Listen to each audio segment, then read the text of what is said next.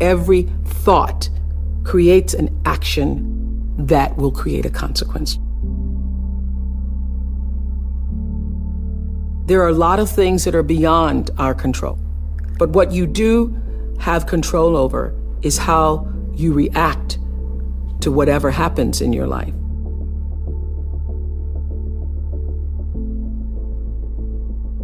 I certainly consider myself to be a blessed person, but you know what the thing is? People don't even get this. The chances of coming out of Mississippi in 1954, let's paint that picture, will you? Mississippi, in the time I was born, was the most racist state in the United States. You don't want to be caught after dark if you're a black person in Mississippi. It had absolutely no regard for your humanity. Didn't even think you were human. The fact that I could be born at that time and now do what I do, am who I am, live where I live, is the most extraordinary story I can ever imagine. I don't know anything more extraordinary. Who I am was defined for me at a very early age. When I was 4 years old, I remember watching my grandmother boiling clothes. I was standing on the back porch, looking through the screen, and my grandmother was hanging clothes from the line. She had an apron around her waist, and inside the waist pocket were clothespins. We had no running water or electricity.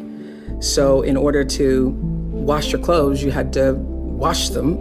And my grandmother did in a big boiling pot. She would boil them to boil the clothes clean. And as she would hang the clothes on the line and take the clothespins out of her pocket and then put a couple in her mouth, she turned to me and said, "Oprah Gail," talking through the clothespins in her mouth. "Oprah Gail," my middle name, "you better watch me now. 'Cause one day you're gonna have to learn how to do this for yourself." And a voice inside me, a feeling, I think of it now as a voice because it was so strong, said, "No, Grandmama, I won't." And I felt in that moment watching her that this will not be my life. My grandmother's dream for me, as was all of my relatives who were my caretakers, their dream for me was that I would be like them. My grandmother was a maid. My mother was a maid. All of my aunts were maids. And so they thought that that's what I would be.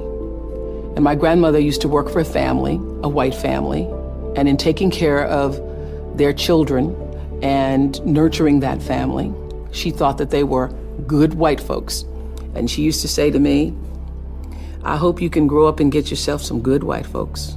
In those days, being good simply meant you don't call me the N-word, you give me some level of respect. I still have to go to the back door, and I'm still treated as a second-class citizen, but I'm not degraded personally by you. So she wanted me to grow up to have some good white folks, and I often think that I wish she had seen that I did grow up to get a lot of good white folks working for me. She would not have believed it. The life that I lived, my grandmother would not have imagined possible for me.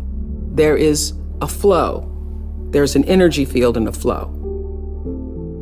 That is also happening with us as human beings. We just haven't figured out what that is yet or how to channel it. But that is definitely going on. There's an energy field, there's an energy flow that I strongly feel in my own life. And I know lots of other people who do. You're either in flow or out of it. And if you're in flow, it's like this. It's like this. All the time, it's like this. It's like flowing with the stream. And the flow is in direct proportion to the center of yourself, where God abides, where universal energy abides, where the divine within you abides. How far you are from the center, from the divineness of yourself, from your connection to source energy, that which created you, is how out of sync you are with your life, regardless of what you call it.